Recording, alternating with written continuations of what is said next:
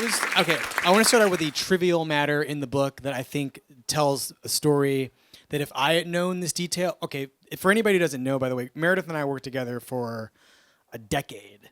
I sat 50 feet away from you. Yes. And we've had a lot of conversations about a lot of different things, and we have a lot of weirdnesses in common. But I actually didn't know about Patrick, who's the person who breaks your heart at the beginning of the book and is this recurring figure throughout. But if I had known at the time I guess maybe I did know a little bit. But You knew. You might not have known it was that I was at the level of breakup misery I was at. I was surprised by how much it affected you. But anyway, the important thing to know is that I didn't know an important detail about this guy, which is that he had a beige sofa. He had a beige sofa. For those of you, I don't know how many people have Boston connections at all, anybody, but there's a furniture chain called Jordan's Furniture.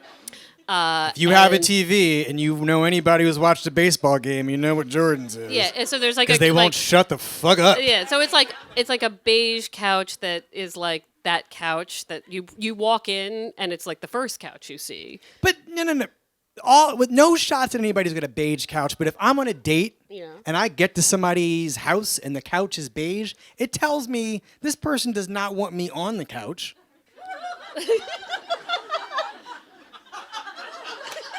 First of all, these jeans, I'm pretty much always wearing these jeans. So you're saying it would mess up? No. This person is not thinking. This person is either really dirty and does not care about the cleanliness of the couch, or nobody is having sex on this couch. Yeah, no one was having sex on that couch. Right. I just feel like it's a furniture color that says, I don't like intimacy. See, if only... This is a person who should you should be writing an advice column, because that's something I wouldn't have even known. I won't bore anybody with the story that I could tell about the person who had a white sofa, which is that's like in the Dick Cheney red, orange, green. That is like double red. White sofa? What's the right sofa to say, I'm open to this kind of intimacy? Black. Oh. Nobody should have a black sofa, by the way. I'm just saying, like that's a good opposite of a white situation that just says anything can go on in this relationship. We can spill on this. Yeah, anyway. It's you can spill everything on this. But no, I mean, it's a good indication. I mean, that to me that would have been a red flag. And for whatever reason, I'm reading this and I'm like, I got stopped, and this is like page 7. I got stopped by the beige sofa, and I'm not all the Red Sox paraphernalia that was like all over the. That's like to me the bigger red. I'm sorry. And by the way, thank you for being in New York with me so that I can avoid opening day in Boston. The Red Sox paraphernalia. You're in Boston. That comes with the. I mean, listen. If I left every apartment that I got to that had Red Sox paraphernalia when I wanted to get laid, I'd have got nothing when I lived there. So I don't know what to tell you about that. But a white or beige sofa, So we can move on to some macro things. I'm really curious about, you've been doing this now for almost a decade. Mm-hmm. And I think I'm struck by 2 things in the book. Thing number 1 is the degree to which it is definitely true how much popular culture informs our expectations about not only the kind of people we want, but the kind of sex we should have and the kind of relationships I mean, I'm going to say men and women, but that's only because, how many non-heterosexual romantic comedies are there? But it's interesting to think about the degree to which, I mean, at some point you mentioned the, I'll have what she's having. The men and women can't be friends without the sex part getting in the way. Mm-hmm. From When Harry Met Sally, the Judd Apatow problem. It's a problem. I'm just, have you noticed, I mean, the degree to which people have an awareness of what should or should not be or what the rules were. Like your mother, for instance, you describe as a Jane Austen person. Twilight plays a huge... I mean, I didn't need to read the book to know this. Twilight plays a huge... I mean, that is basically, in the context of the book, pornography for you. I mean, can you talk about the formation of taste and sort of sexual preference based on culture? And you're a great person to talk about this with, because, it's interesting starting to promote this book and even writing this book and leaving Boston. So if you say, like, I write an advice column, the first thing anybody says is, so you're like the Carrie Bradshaw of Boston. Right, yeah, That's yeah. the first See? thing they say. So, of course, that's completely not true for a number of reasons, right, as you know. But then you have to go from there, right? Well, what are you then, right? I mean, I think there's a moment also where, there's a chapter about work spouses and trying to explain to people why my best friend who I made at work is a man who's 12 years older and married. And even my mother says, oh, well, it's like a Liz Lemon thing. Right. Except she says, but you're both Liz Lemon. Like, there's no, but there's this need to take what we see on TV and in movies and to allow it to be normal in that way. And it's funny you say that, because one of the chapters, there were a few chapters I wrote that didn't make it in, that were sort of like the ones that didn't quite fit into the narrative. And one was about... I wanted to write about what I was looking for. If I knew I was going to be single, I never sort of wanted to get married and have kids, but I wanted to partner up. And when I thought about the relationships that looked sexy to me growing up, one in particular is what I saw on Moonlighting with my mother. So now, as a 40-year-old, I look back and I'm like, well, that wouldn't have been a great idea, right? Like, that's not a... I was like, I want to find a David Addison, this like guy who's so funny and clearly not treating me well. That's all right. And like mocking my business skills but looking super hot. And so I think it's very interesting that you say that, because throughout the book, there are a lot of moments where I'm like, oh, well, this is like this movie. This is like this film. These are the aspirational things I have. Even now, like, it's like figuring out what looks good to me, and I have to mirror something. And I think that still happens. Yeah, I mean, you probably see. I mean, you see everything. So yeah, I mean, I'm just sort of more struck by how important it is to have. I mean, what's interesting to me is in a lot of the times what you're describing, and the sense that I'm getting in terms of how you position the way culture works, is that you realize that it's something that has to be pushed back against, right? I mean, you're given this text by which to think about how you could be living your life, and you believe it for a little while. I mean, I think that your relationship to porn changes, and your relationship to readers' relationship to porn changes based on your awareness of what the Twilight franchise is giving and doing to you. And just so there is a chapter. So, each of these chapters sort of relate to letters I receive, a type of letter I receive. And one of the more difficult letters I get is about pornography, right? Because people want to know, like, how much is too much and what, like any advice columnist, I'm a writer. I'm not a licensed much of anything. This is like, mostly for entertainment and social trends. And I've always been open to pornography in many different ways. But when you get to the point of like, what is too much, especially now that it's so readily available some of you might be watching it right now on your phones. I don't know. But I was reading these letters. God help us all if you are. In the Strand. But what? Oh, wait, no. That happens in the Strand. I've seen that. But like right now, no. No. But I was getting a lot of these letters right as my mom was diagnosed with cancer. And so there was a lot of need for escapism at that time. And the column provided me escapism. But also, right around that time, there were all these Twilight movies. And, you can laugh all you want. But I saw the first one, and I was not sober when I saw it. And I was like, this is the best thing I've ever seen in my entire fucking life. And then I was like, I wonder if I'll think this way the second time I see it, right? And the second time I saw it, I was like, it's almost as good, but why? But why? And like everything is sort of like tinted blue and like whatever. And so I think my mom got sick like right around then, right? So then it's like on DVD, and I noticed like they were getting these horrible news, scans and scary things, and going to Johns Hopkins and MGH and second opinions. And every time I would come back and like throw on Twilight. And then I remember a very difficult, and my mother was doing it too. And I remember my mother was in New York with Brett, and medical scary things were happening, and New Moon was coming out. And it was like, okay, there's cancer and a horrible thing, but New Moon is coming out, right? And when you start to watch something over and over and over, I realized that the dopamine was like, it's like all these chemicals that happen when you watch porn. It was the same thing. I wanted to watch certain scenes over and over and over. There was like a money shot was like Robert Pattinson walking into the cafeteria in the first one.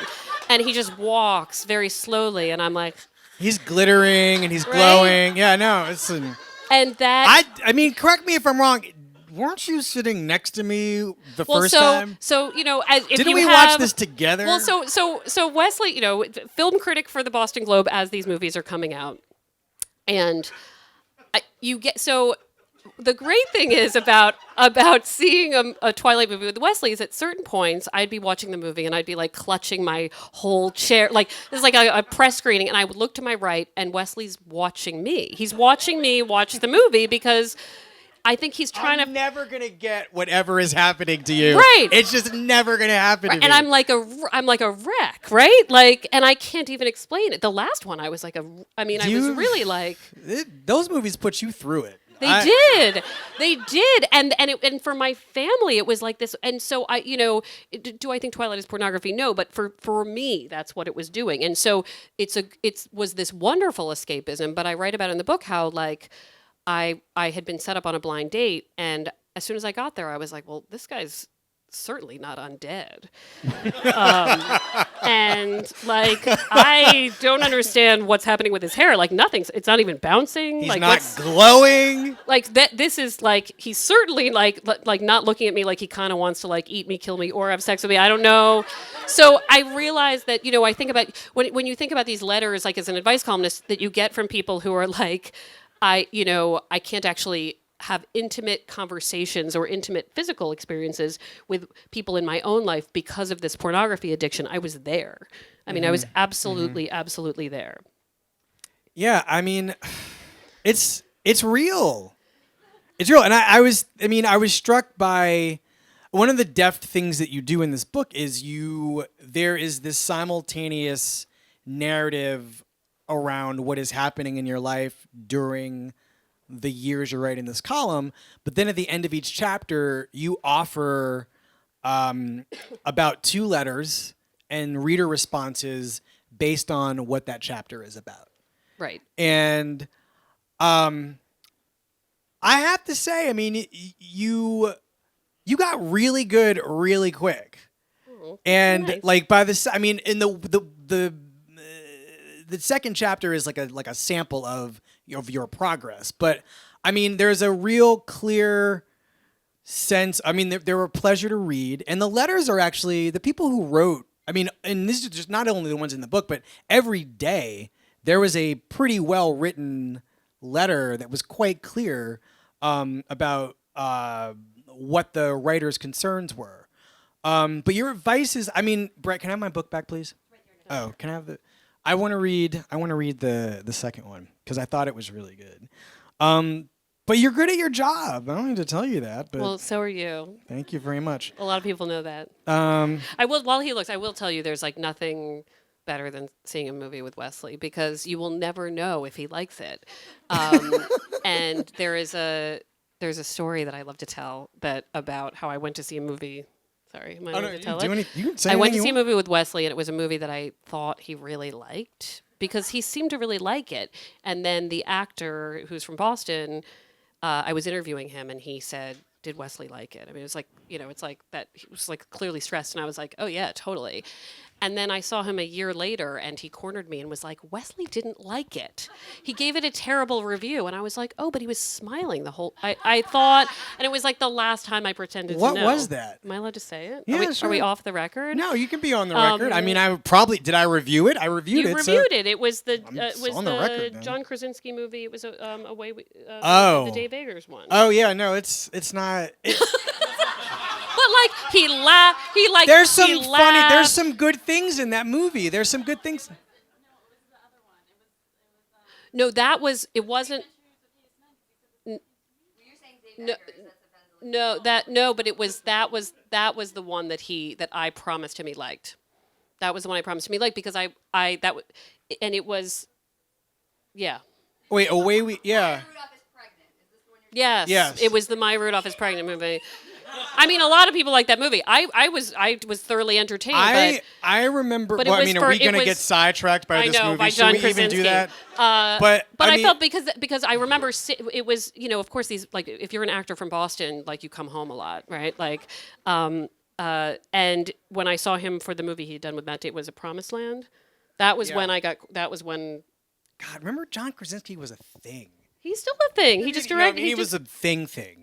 Like now it's like he's got to reassess. There's some reassessment. Well, this horror movie is supposed to be really good, right? Reassessment. So, I just want to read.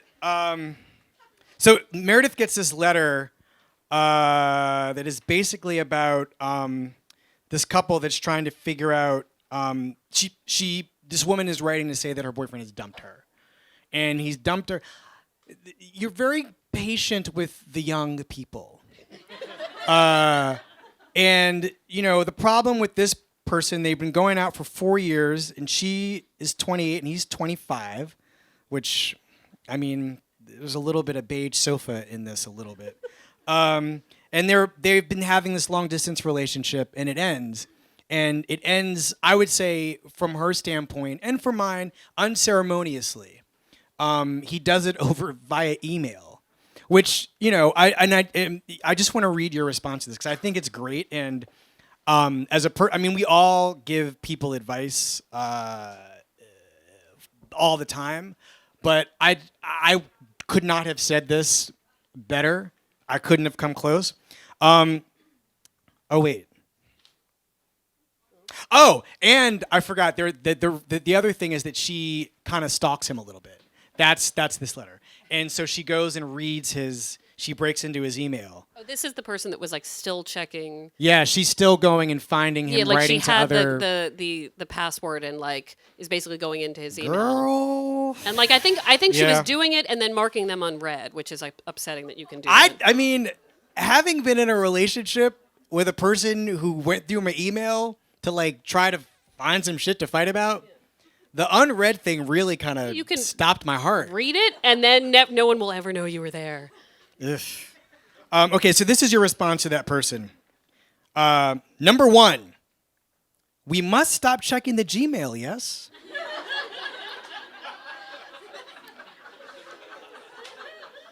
It's an invasion of privacy. But more importantly, it's messing with your head. If you have the self-control to stop, email him and ask him to change his password. I know that sounds nuts, but I'm not worried about what he thinks. I'm worried about how you feel. The Gmail stops today. 2, he's 25 and across the world. It's not shocking that this didn't work out. It means he didn't love you, and he probably did. I'm sorry you were left behind. I'm mostly sorry that he dumped you by email. Not that a Skype dumping would have been much better. 3, you're 28. You're young enough to have new experiences, but old enough to know what makes you happy. Why not focus on the life you have here? Make it great. Make something that's all yours. Allow yourself to be miserable for a bit, then pick up the pieces. Number 4, people are going to tell you that you're batty for checking the Gmail. They'll be right for the most part. But so many of us have been there. So many of us have Googled more than we should. Maybe we've, quote, accidentally, unquote, driven by an apartment or peeked at a text meant for someone else. We've all had a low moment. You're having yours. You can forgive yourself, but make it stop. There's nothing for you in his inbox. I mean, it's just... I might have thought about saying that to somebody that way. But I mean, it's just really clear. And I don't know how did you hear from that woman? Oh, after? Yeah. I can't remember, but often I do. I mean, I try to do updates, and actually, the end of this book, there are probably like 1 to 2 letters per chapter after like the memoir part. But I contacted all of the letter writers to say, "Where are you now?" So the end of the book has a lot of great updates, and I can't remember if she did. I don't think she's not in the updates. Then I must have not heard from her. But it is interesting to see how like some people, who wrote me in 2009, they're like exactly where I left them, and other people who, wrote later are like, oh, I've been married twice since then. Like, like it's just people move at all different speeds. I'm curious about what I mean. You're very clear, and you've always been clear when you and I have talked about how this works. But you've been professionally transparent about your not being a therapist. Oh yeah. And if anything, you've been an advocate for everybody going to therapy. And you mentioned in the book that one of your concerns is that people will think you're the advice columnist that's telling you to get advice from other people, which is not how therapy works. But I'm really curious to know what therapists, if you've talked to them, or maybe yours, thinks about your line of business now. I did ask my longtime therapist, who I write about in this book, not by name, but I saw the same therapist for many, many years. And then we stopped seeing each other because it had become so close that, sometimes it's good to change it up. I just never understood your relationship with that person. Yeah. No. I just can't imagine getting that close to my therapist. Yeah, it's a long time, right? But I occasionally asked him if he read the column, and he didn't ever quite commit to the fact that he had read it. I mean, I think he saw it as like entertainment, which is what it is. Right. And I think that, most advice columnists or reporters or writers or whatever. And I think that when people write in, a lot of them know like therapy is for the best, right? But that's not what they're looking for. They're looking for like, they don't want to tell their friends, but they want some sort of crowdsourced situation. There's like some middle step. Right. Yeah, I mean, I think that the great thing about your telling people to go see a therapist is that they clearly want to go see a therapist if they're writing to you, right? I mean, some of them do. Well, also, it's important to point this out, and you mentioned this. And this has been my experience. New England. Well, this thing happened, right? As like a Jewish person from like Baltimore and Maryland and the suburbs in that area, and parents from New York, it's like therapy is like, well, sure, like clearly you go, right? Just not, at least where I grew up, it was not a big deal, and many people go to therapy in Boston, but it's not like a definite. Right. Like there's like sometimes like I would say, oh, I'm going to therapy. Like, why? Is there a specific thing that you're trying to fix? It's like going to like a physical therapist after you break your leg or something. Like that's how it was treated, I think. And there was like a little bit of a repressed. A little bit. I mean, I don't want to generalize. I'm sure therapists do really well. But how long have you lived in New England? It's really. Actually, I was driving with a friend to his family on Easter in Massachusetts, and he said, "Shit, I missed Puritan, and I drove down Pilgrim." And it was like it was the most Massachusetts thing ever said. And then it was like, then I went to his family's Easter dinner where no one talked about anything. Right. So there is this. I think it's a little different for people there to some extent. Certainly different than New York. And so I do find a lot that sometimes I'll recommend to a letter writer, this would be really helpful if you went to therapy. And then I'll get a private email saying, I don't even know how to do that. Like, how do you find a therapist? Do I just call them up? Does my insurance cover it? Like, how do people get their magic therapist? So that's like a thing too, where like to have that conversation. Another surprising and interesting facet of this book is, this is a side point that I'm wondering whether you've delved further into, but the idea of the advice columnist being a predominantly Jewish-driven phenomenon and service, and what you like, where you think you fit into that lineage, and what do you think the Jews' relationship to advice giving is about?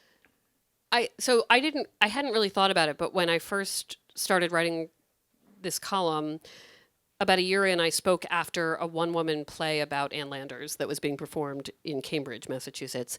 And they just were getting advice columnists in to give talkbacks after the show. And one of the first questions I heard was, why are all advice columnists Jewish? And I was like, what? And I was only like a year in, so I didn't know much of anything anyway. But I was like, I don't know. And then Dan Savage isn't Jewish, but he's not. He's got his own thing. And but then I don't remember what I said. I totally made up some stuff. But the more I really thought about it, and I wasn't raised I was raised very culturally Jewish. I wasn't bat mitzvahed. Brett was bat mitzvahed, but didn't go to Hebrew school. Memorized the Hebrew and then sang Whitney Houston songs at her party. There was no, it was a religious experience. But Brett becoming a woman at her bat mitzvah was singing like Whitney Houston's Greatest Love of All, with everyone in a circle around her.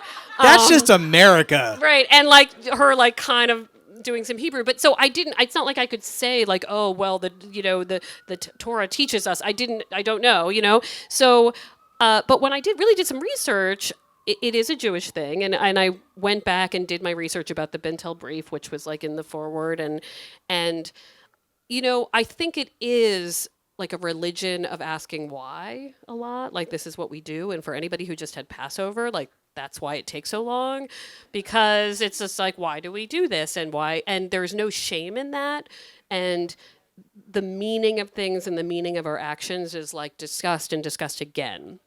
And I think there are also these people, right? Like the matchmaker and the, all these people who do the thing, and I'll start singing Fiddler. And it's it's thing, right? These are these people who are in our lives, guiding us, rabbis, in our personal lives. And it's also, Catholicism has that too. And I actually am into this whole idea of the pre-Cana. I like knowing and learning about it. But I think Judaism in general is about processing a bit. Mm-hmm. So it's no accident, I think. But so, and what do you? What do you think your relationship is to giving the advice? Maybe. As Meredith, but also as a Jewish woman. Yeah. I don't know. I haven't thought about. It probably affects my advice more than I know. Because I got advice from your mother. I'm sure you did. did. She had a lot of thoughts about what I should be doing with myself. That's so interesting. It wasn't official. She didn't present herself as she had more things to say about what I should be doing than my mother. Yeah. Right. Yeah, no, it's true. It's true. So I think it is a cultural thing. So I think, for me, I want to, the kind of advice I give, I want to be able to give the kind of advice that I would say to somebody if they were in the room with me. And that is sort of Jewish mother advice also a little bit too, right? I might be judging you, but I'm doing it with love, and eat this thing, and we're all sitting here still. So that's probably what I'm doing. But I do think it's nice to know I'm part of a tradition. I think my hope for the advice column industry, if it is an industry, is that there is a broader spectrum of people giving advice, because there is something to the fact that if you have only white Jewish ladies whose families are from New York giving advice, it's a pretty narrow, scope, to some extent. But yeah. Can you talk a little bit about the commenters and have you seen a sort of trajectory or shift in the temperature of the tone of the types of comments you get? Because I noticed at some point in the book, they go from being commenters to you having to preface some of the commentary as being potentially trolly. And when the concept of a troll didn't exist when you started doing this. The concept did, but the term didn't the way we currently use it. So how would you characterize your relationship to the column and advice giving with trolls under your bridge, so to speak? So, under my bridge. Well, just to give you some context, so the column started in 2009, and at that point, the Globe was so, in such an early place with the internet. I always try to say that nicely. Which is so weird because it was 2009. It was 2009. I know. I'm I think welcome I the newspaper. I said last night it was so behind, but it was just a different right. So the internet was new to the Globe. So and maybe to the Times. I don't know. I think it was all just kinds of places. Yeah, it was. We were late, and and for my comment section in particular, I had to approve every single comment by hand. That's right.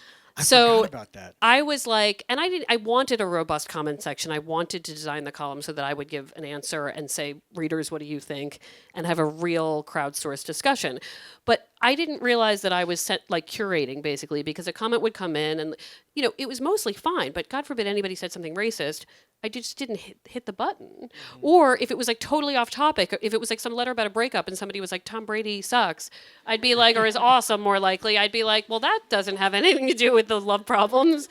Or maybe it does. I don't know. Maybe it does. It's like, so I just didn't hit the button. So I hated it because it took forever. But what it was great to do was, by the time we hit the automated comment system, I had already set like a mood, and that was unintentional, but it was true. So even in the beginning, you can click on a commenter and see other articles they would comment on. So they, one person who would be terrible on other parts of the site would, for some reason, behave themselves on love letters and actually have interesting things to say. Or they would be snarky, but they'd be snarky on topic. So they might be mean, but about the letter, which is more than you can say for a lot of, on other parts of the globe, they'll be like, like a chicken recipe, and someone is like talking about Trump, or like, how did this happen on this comment?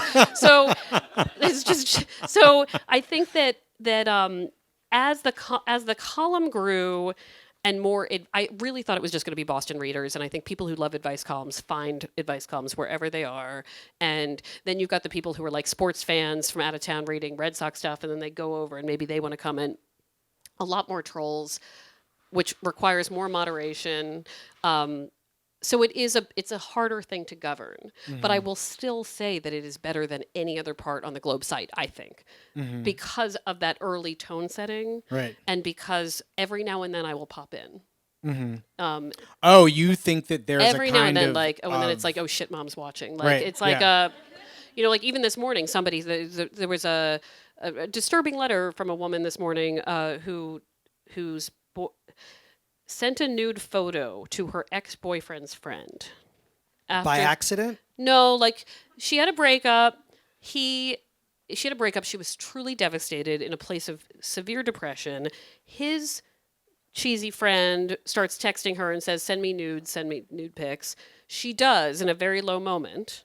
It's just humanity. Right. And then this guy shows the your ex-girlfriend sent me these pictures. Not humanity. So I was like, she's shaming herself and miserable and whatever. And I'm like, listen, if there's a villain here, it's a guy, and it's this person who showed your naked photos without your consent.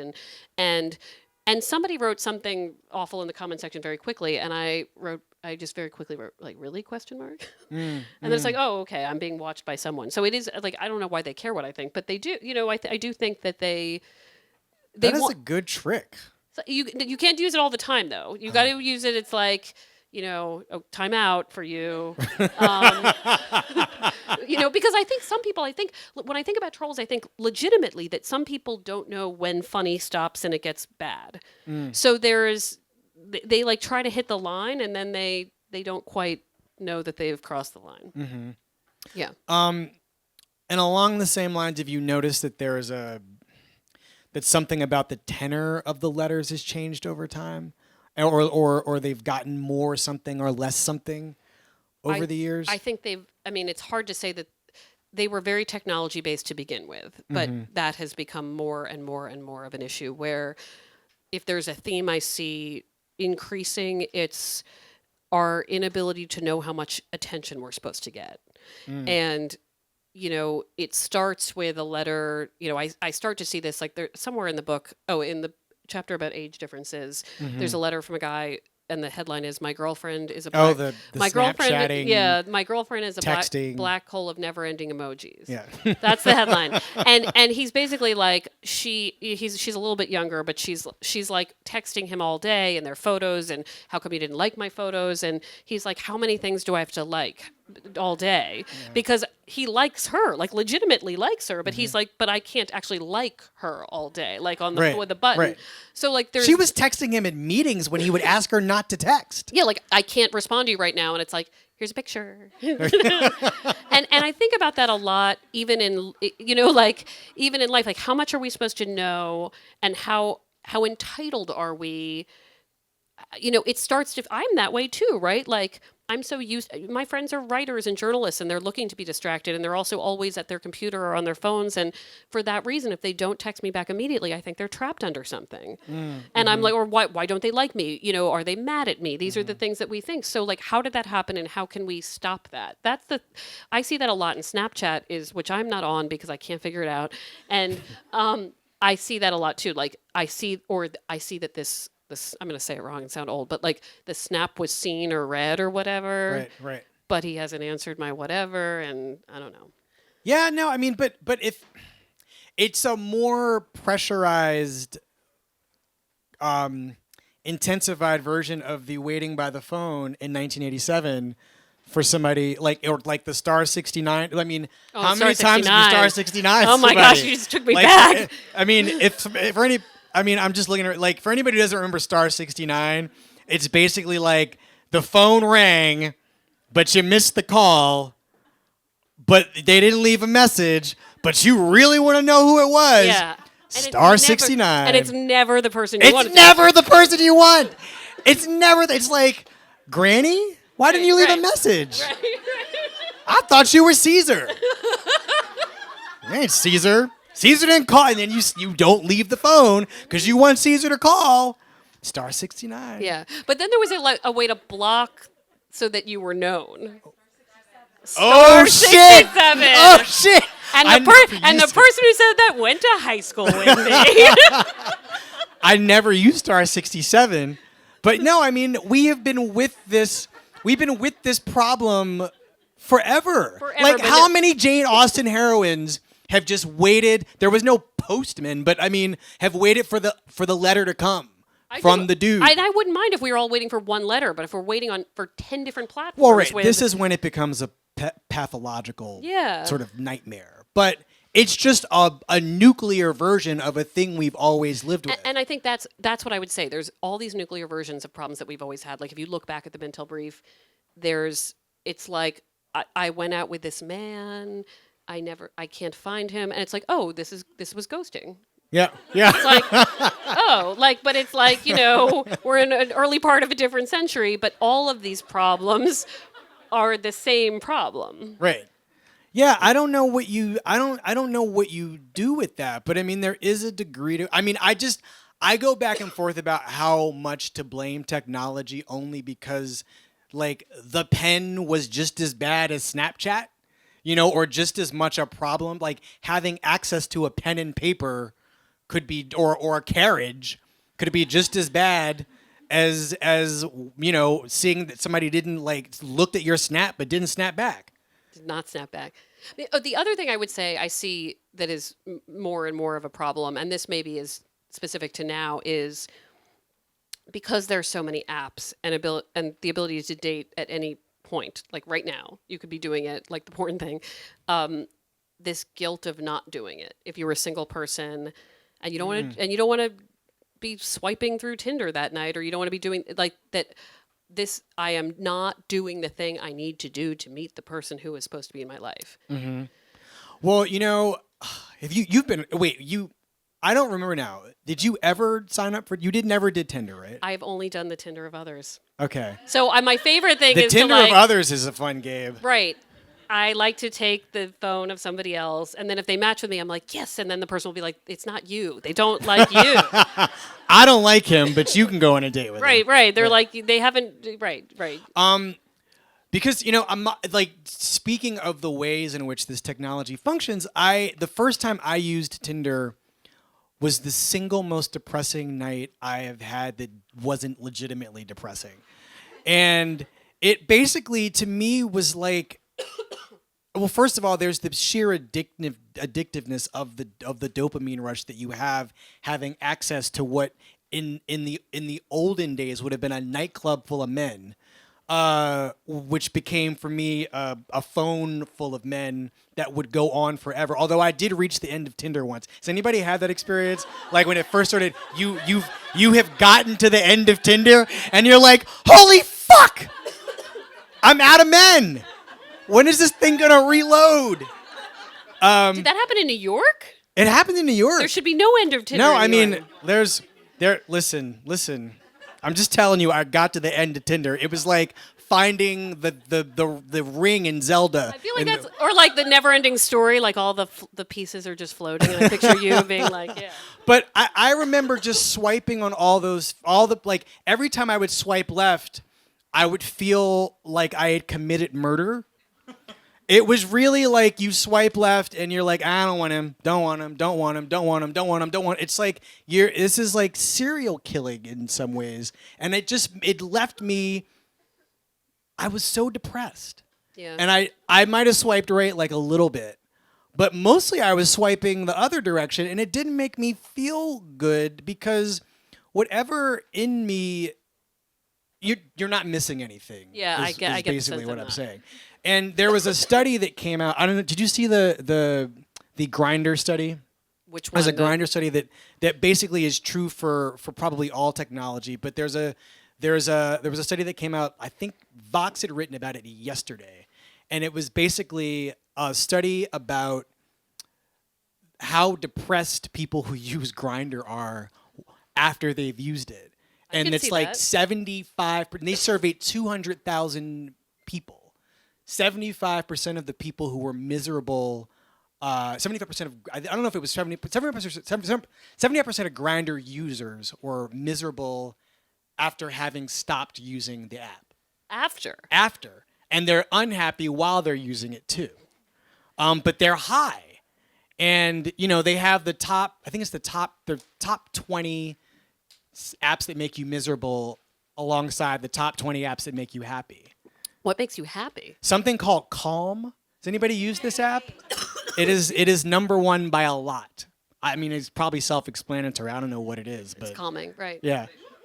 Oh, well, it is number one with a bullet. Yeah. Sorry, that's an oxymoron, but for Calm. But I do think that to the degree to which I'm uncomfortable with attaching technology to a problem that's always existed, I do think it can, where we are right now, exacerbate problems that have always been there, right? Well, it certainly makes you feel like it's a full-time job, and that is not a good feeling when you think about romance and dating. And a big piece of advice I give a lot is like, you're allowed to stay home and not do anything. I mean, I'm a big We've had you and I have had a lot of stay home and not do nothing. I know there is some sort of happy medium, but you don't have to be doing this all the time. Mm-hmm. Can I ask you a philosophical question? Sure. How do you feel about being single now? Right now? Yeah. I feel pretty good. Uh-huh.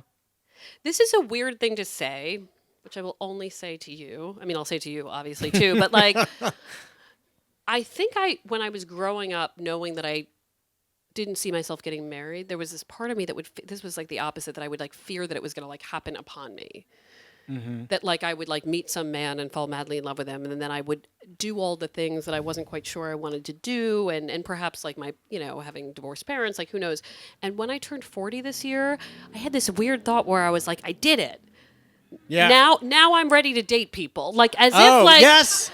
It's like the opposite of a deadline. Like it was like I needed to make sure I was not married at this age, which is super counterintuitive, I think. But I did make it happen. I did, despite all of the proposals. I really held out, and so it is interesting now. Though, like I think that it's always, when you don't want to have kids and you're pretty sure about it. And I love kids. I just knew it wasn't my thing.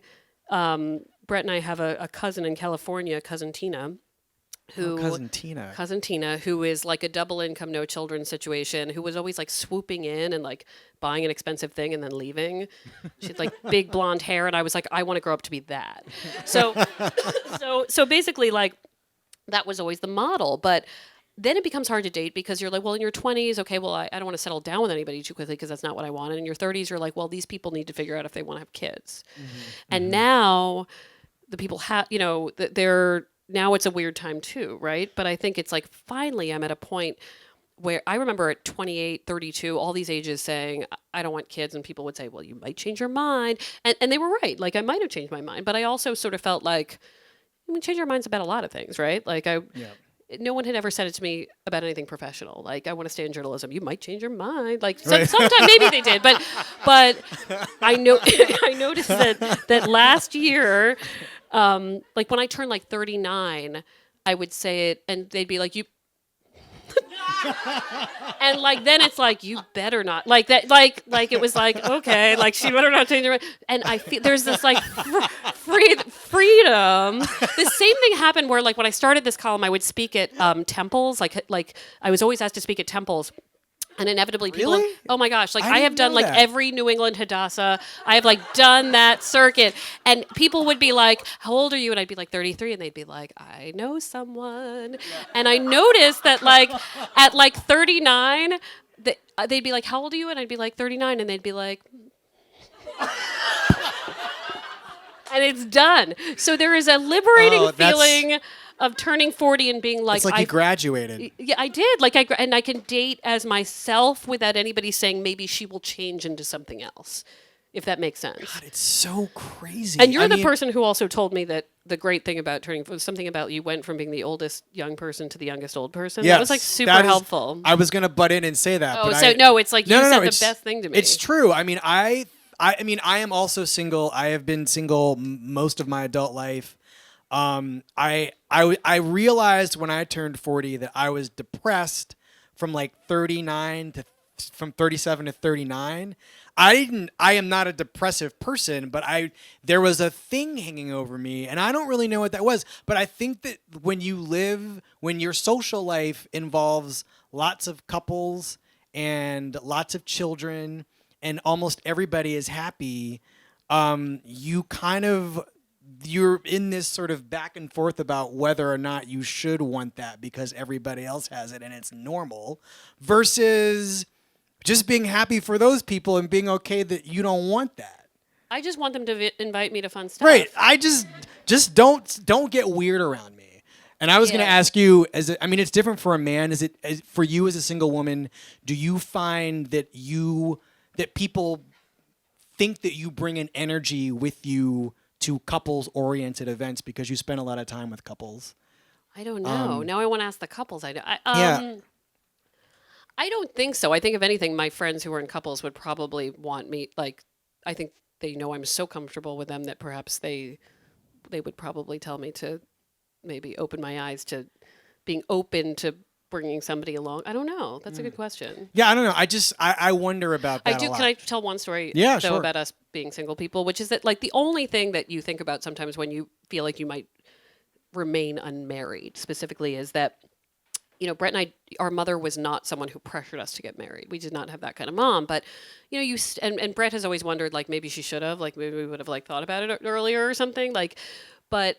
You still want a parent to have these experiences, watching your child get married, like these things, these moments. And I remember one night having dinner with our mothers, the four of us, and having this moment where I thought, well, my mother is having this experience that I always sort of wanted her to have, which is like me with a man in my life and his mother, and everything is perfect and we're all getting along, and this sort of in-law experience where there's like we've all found each other, like our children have found each other. And it was like a lovely moment where I was like, well, I can knock that one off the list. Like, but you know what happened though? Our mothers fell in love with each other. Our mothers fell in love with each other. So that is what happened. That is what happened. It's really, that was a very, like my mother to her, like our mothers are both dead. And died within a few months of each other. We're both I really think, you and I have talked about this, but like they really loved each other. And whatever happened, whatever magic that passed between them for the brief time that they spent together lasted. She always asked about Leslie. And she thought it was cute that her name was Leslie and my name was Wesley. She thought that must have meant something. I don't know. It just there is we're at a really interesting relationship time. Yeah. In terms of what conventional relationships are supposed to be, like who's supposed to be in them and who you are supposed to be when you're in that relationship. And I don't know. I feel like a lot of my relationships, I don't know how you, there are a lot of people in your life. Mm-hmm. You are in relationships. I have many relationships. With many people. Yeah. And And I don't know. I just feel like there's another way to think about this like theoretically unconventional thing. But there's a period in which you were Mrs. Havisham. And I don't know what I am. I'm some guy that lives next door who comes over and like puts his hands on his hips every once in a while. That sounds I would watch that show. No. Yeah, that's part of the problem. I know, actually. That's right. I would watch any show, really, but that one especially. Yeah. But there is this. I mean, this is a really interesting time, I think, to be giving people love and sex and romance advice. Yeah, and I just think communities are very important. Mm-hmm. Okay, so the last question I wanted to ask you about is, before we let people ask you questions, is I wanted to talk about the title. Oh yeah. Because it's really, I'm struck by a number of things about the title. First of all, this book had so many crappy titles along the way to this title. Oh my God. Well, I guess then I'll ask you how you wound up with that one, and then I'll ask you the question I was going to ask you. But how did you settle on Can't Help Myself? Well, it started as You Should Have Called Me an Uber, which is was the headline of a letter writer wrote in and had slept with this guy. That was a good letter. It was a great letter, and she slept with the guy on like a Wednesday, let's say. She had to get up early so she couldn't stay over. So she had sex with him and needs to go home. And she said, I went home, but he didn't call me an Uber.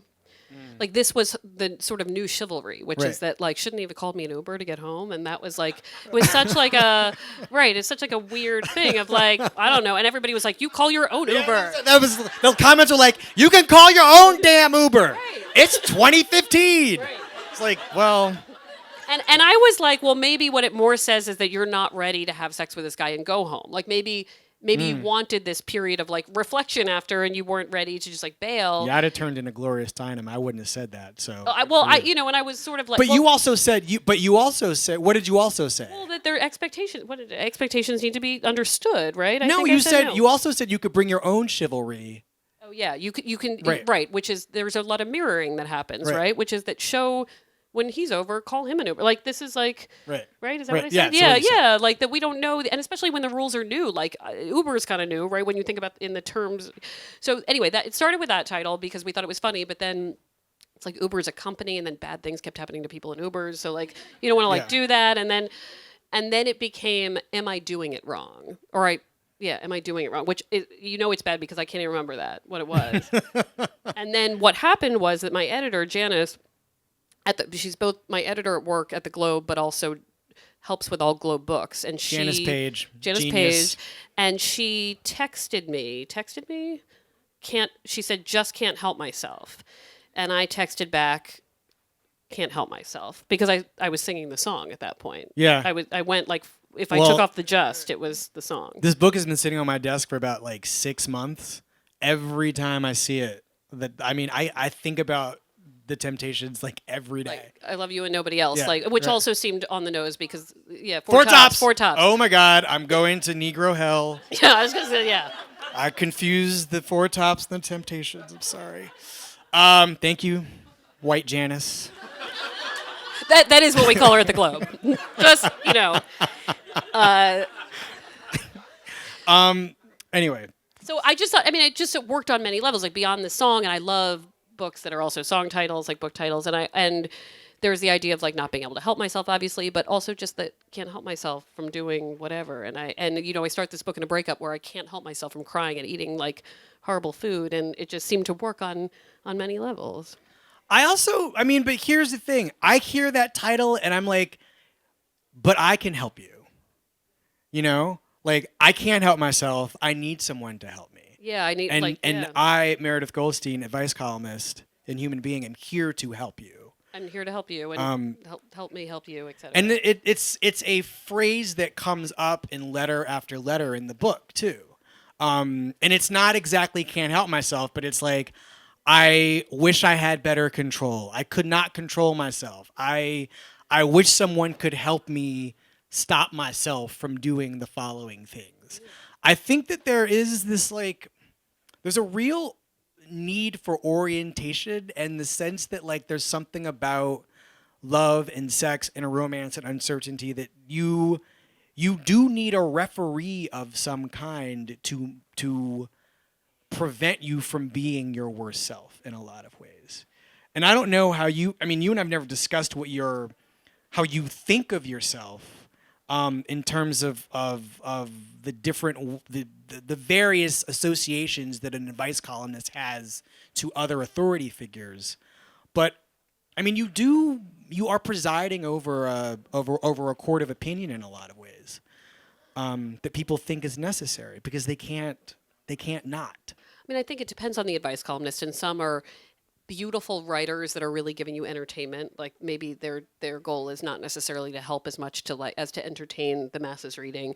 Others are much more like clinical about what they do. And for me, I kind of want to I give the kind of advice that I like to get, which is helping me get to an answer. Like, no one follows friends' advice. If you're like, break up with that guy, no, you're not going to go break up with that guy. That's not how advice works, right? No, Like, there are people in this room that can tell you who've given me advice. I won't look at her specifically, but I mean, you, Amanda, like lots of people have given me relationship advice, and you don't just like take somebody, like I'm not going to be like, next day. You two stop dating. And then like, they're like, well, clearly we might, so it's like even if you know what you're doing is wrong, what you really need to do is get there. So as much as I can, it's about helping somebody get there. Right. I think. Yeah, that's fair. Okay. So let's, how are we doing on time? Are we okay? well, we want the people to be able to ask I'm sorry, questions. I've been coughing. Anybody who knows me knows, and I write about my allergies in this book. And my ear, nose, and throat doctor was laughing that he made it onto like the first page of the book.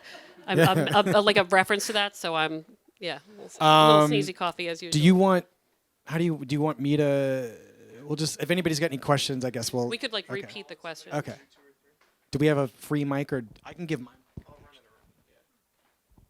If you want to raise your hand, I'll bring you a mic. Hi. Do you ever get overwhelmed giving advice all the time? Like, do you get caught up in people's problems? I stopped reading other advice columns when I started one. That's what I will say. And part of it was so that I didn't get other people in my head, but part of it was also like how many letters from sad people can I actually read? That said, the column it doesn't overwhelm me in a sad way. Usually it makes me very optimistic because people are being really thoughtful. But yeah, so I think it's more about just sort of, not reading that kind of stuff for pleasure. And it's probably no surprise that I read a lot of romance novels because they're awesome, but also because I'm hearing about a lot of happy endings, and a lot of like fantasy. I mean, Twilight, right? Like, these are all these things that sort of pull me out of, stories where there's a relationship problem and then it's immediately solved very quickly, right? And usually the problem is like not that big. Anybody else? No, this isn't fair. Yeah. I have a quick. So a lot of people ask me because like they know you through me, right? So they'll say, so your sister has a fakakta. They don't say that, but they say like a fakakta love life. Like what? I'm so glad that's what they say. They do. They talk about that. They say like so in other words, they would expect that a person who's a relationship columnist would have like, be happily married for 25 years and have kids. And I was like, actually, she comes from like a long line of people that that are totally mashugana around love. So can you talk about that a little bit? Like, it's not just the Jewish thing. There's more than that. So yeah, so there is this thought of like, what qualifies you? You're not even happily married. So a close friend of mine is Margot Howard. So a close friend of mine is Margot Howard, who is Ann Lander's daughter. And Margot lives in Boston, and she's been married 4 times. And she will very much talk about, and then she likes to dish about the other advice columnists and like what's wrong with their love lives. And they'll be like, she totally had an affair, right? She'll tell me of these like famous columnists. And I don't know that like, if I could only give advice about the thing I've experienced, that would be like a very limiting thing. At that point, married people wouldn't be able to advise single people about that kind of thing. So I think I benefited from growing up with a single parent who was sort of dating as I was hitting puberty, having friends who have all sorts of different kinds of relationships.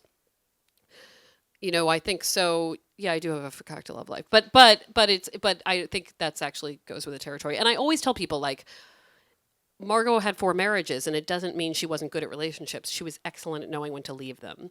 And sometimes being married for, your whole life doesn't mean you figured it out and did it right. Like, it doesn't always mean that. So, yeah.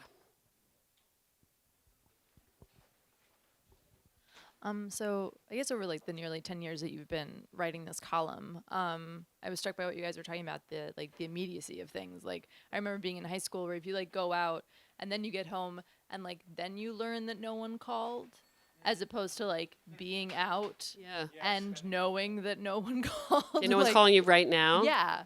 Just like, well, no one was looking for me, but you could like previously you got to like pretend that you didn't care until you knew definitely For that sure. like Yeah. no one had reached out. So how does, I mean, like with Snapchat and everything and liking everything, how has that, I guess, sort of changed has it changed the direction of the letters and the columns and the advice that people seek out for, sort of along the lines of also like the self-control of, I'm going to put my phone away? I mean, I wish people put their phone away. I mean, I think what you're saying makes me think a lot about, there's a chapter in the book called The Rachels, and it's named for younger women in my life who became friends with me when I was in my 30s, and people my age had children and didn't have time for me, right? So my own peers were, and they were great. They were still in my life, but I like needed people to like go see a movie with in an immediate way, or like talk to in an immediate way. And the women in my life who were available to me were much younger. And I write in the book about their level of misery and how it was affected by the fact that I really felt like they were the first generation to be adults with context. Like when I was in my 20s, I would sit with my roommate and we would guess about what other people were doing. Like we would hear about it, like, oh, I heard this person's doing whatever, maybe I'll do this. But I named all of these women the Rachels because many of their names were Rachel, and actually Rachel number 1 is here tonight. I won't point her out, but she very much affected my life because she taught me that I was watching her watch everything in like a stream of information on Facebook, on Twitter, all these things. And I thought, if I had that at her age, I don't know that I would have ever left the house, because it's like too much stuff. And you always have a context for what other people are doing. And that was, when you talk about, knowing that somebody's not calling, that too, right? So it's all of this, like, I think it's very difficult for anyone to start their lives with all of that context.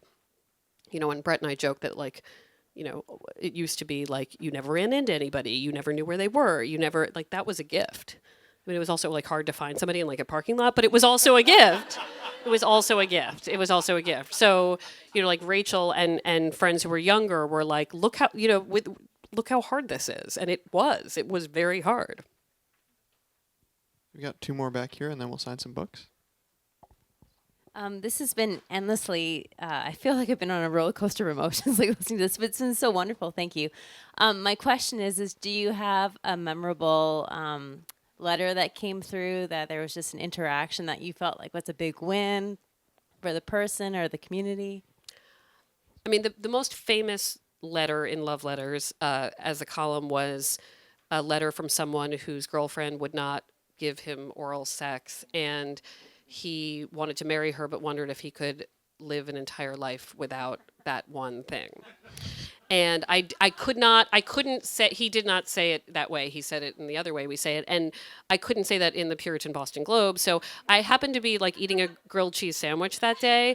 And so I put in a euphemism, and I told readers this is a euphemism. And I said, this guy has a problem. You'll get it. And I said, like, so instead of my girlfriend won't, it just said, like, my girlfriend won't make me a grilled cheese sandwich. Could I live the rest of my life without grilled cheese sandwiches? Like, I don't know. And I answered, and I said to the commenters, like, please respect the euphemism. Otherwise we'll get in trouble. And people were so amazing about it. And they wrote, like, is your oven clean? Like, is like, maybe, or it was like, would your girlfriend be open to you buying grilled cheese sandwiches outside of the house? Like, you don't have to have it in the house. So people, it was like this like creative writing exercise. But what's amazing is that 9 years later, the euphemism is still used. And I have since learned that I could have used oral sex in the, I mean, that would be fine for the Globe, but I didn't know that at the time. But I got a letter like 2 weeks ago from a guy that was like, I'm 55. I met this woman online, and she's made grilled cheese sandwiches for like this many people, and it makes me uncomfortable because how, and like, so like it's carried through. So it's not like the most like heartfelt, meaningful thing, but it's so nice when like an online community has their own language, and that makes me very happy. I really can't ever have grilled cheese sandwiches again. By the way, every time I am like served a grilled cheese sandwich, I'm like, yeah. Got one last question back here. I guess this is the last question, but it's kind of a more serious question. But last time I saw you in Boston, you did an interview with Aziz Ansari for his book Modern Love, which sort of touches on a lot of issues that you've also talked about. So I was kind of wondering, in the wake of like, you're gonna take me there, aren't you? Well, I didn't know. You're This gonna was make the me last go there, question, aren't you? Babe.net and post-Babe.net world. Post-Babe.net. I mean, what did you think of the book in sort of in retrospect, and of his commentary in retrospect? so I don't know if I can get to an entire. I mean, I could write an essay about all of this, but I did love the book. I also love the person he co-wrote that book with is an incredible social anthropologist guy who wrote a book called Going Solo about how it's like right now the most number of people living alone who have ever lived alone, I think. So like what I loved about that book is that it's like all this interesting information that's actually like well done in studies. And then Aziz Ansari, right, who's like hilarious, right? So I'm like, he should rewrite every textbook because it would be like, you're hearing it in his voice. In terms of what happened in that article, I mean, I think there were some weird things about that article that I'm sure many people have written about. But the thing that was most important to me about it was that the first thing I heard from many young women in my life and older women in my life was like, this describes 17 Tinder dates I went on, right? So what is that about, right? And, I had a long conversation with Esther Perel. I don't know if anybody is an Esther Perel fan. And I'm deeply in love with her. And I will tell you that when I was interviewing her, she said, American men don't flirt, they try to score. And it's like this concept of bases and this and that, and like the socialization of being taught of how can I get past this barrier, and the fact that incident brought up that conversation, I think, was huge. And so the way in which it was written about and the questions around it are big ones, but I think what it led to was like, a lot of people in my life were like, well, it seemed okay to me, or like, why didn't she this, or why? But if the end result is us talking about why we approach sex on dates the way they do, great. I will also tell you about Esther Perel. As she was telling me about this, she kept leaning forward, and we're talking, and she's sort of talking, and then at some point, she puts her hand on my leg, and she says, "Is this okay?" And I said, "Yeah." And she said, "Yeah, I know how to flirt." And I was like, "You do?" Wait, sorry. I know we should probably. Can you talk about flirting though a little bit? Like, I mean, can I? I'm no, like no. the worst. You refuse to do it. That's a different thing. But I mean, I do think that one of the things about the Aziz Ansari situation and Aziz and Grace was that they were, I mean, and other people have pointed this out, but I was immediately struck by the fact that they were coming from two different cultural universes and probably should never have been on a date in the first place. Well, you couldn't tell what was like. I was like, did they want to be in the same? Right. I mean, he was porn, clearly, and she was like romantic comedies from like 1991. Yeah, no, yeah, and I think we don't, like, I wish some people, one thing I love about Tinder is that sometimes people are very clear about their intentions. Like, I want to do this, I want to do it now, and here's why, right? And if that doesn't work for you, great. And there needs to be more conversations about what the expectations are, and then trusting the expectations, right? Mm-hmm. Like if I say, no, I really just want to have dinner. I'm not going back to your place. Like, no, I don't want to go back to your place. I legitimately just want to eat this food. So, I think it's like that to me is, and sometimes, I mean, I don't want to just say it's men but it is, but like, men in my life when like younger men in my life, like saying like talking about a certain social activity being a failure because XYZ didn't happen. And then I really pry and say, did you want it to happen? Like, were you sexually aroused? Were you like sitting at that dinner thinking, I must have sex with this person. This is what, and then it's like never, it's like not that sometimes. It's like, it's a game. It's like, I think that's how I would have won, or that, yeah. Did I, and I think this is just generations of people saying like, did you get there? Did you? Yeah. What do you think Esther meant when she said that she knew how to flirt though? Oh my gosh, I wish I could do it like she does it. But, to be honest, she was trying to get to know me and showing me that she liked me. Mm-hmm. But she did not have, and she's like married. She wasn't really I understand. Man, but yeah. But she was not trying to get to the next like Nintendo game level, if that makes sense. Yeah. Like the more she knew, the more she asked. It was about flirting. It was about if I do this, will she respond? If I make this joke, will she laugh? Will she notice if I, she was really flirting with me, and I was loving it. I hadn't been flirted with like that in a while. Yeah. No, I mean, She has such a beautiful accent. Well, that also helps. But she also talked about, I know we probably have to wrap up, she also talked about her children and how they go to camp in Belgium and then they go to sleepaway camp here. And she said in Belgium, they allow the girls and boys to be around each other like in these sleepaway camps like all the time. Like there's a curfew, but up until 10 o'clock at night, whatever, you can be in anybody's bunk. And she said that her sons will say, oh, like everybody just, they're in each other's, bunks and then they go to bed at 10. She said in the American camps, everybody's like, no, you can't be alone with this person without a chaperone, whatever. And she said, everybody's running off to the woods to sneak out and have sex, right? So, like, it's this sort of like, it goes back to the men and women not being able to be friends, right? This like weird straight nonsense that starts happening where this is someone to conquer, not someone to get to know. And then, or we're just like, I took a right on Pilgrim when I should have taken a left on Puritan. Left on Puritan. I mean, anyway. That could have been the book title, too. That could be the next one. Yeah, good. Meredith Goldstein! Wesley Morris! There's a bunch of books in the back. If you don't have one, buy two. Congratulations. Thank you for doing this. I'm so proud of you. I'm proud of you. I love you. I love you, too. Okay. Thanks for coming, everybody. Thank you.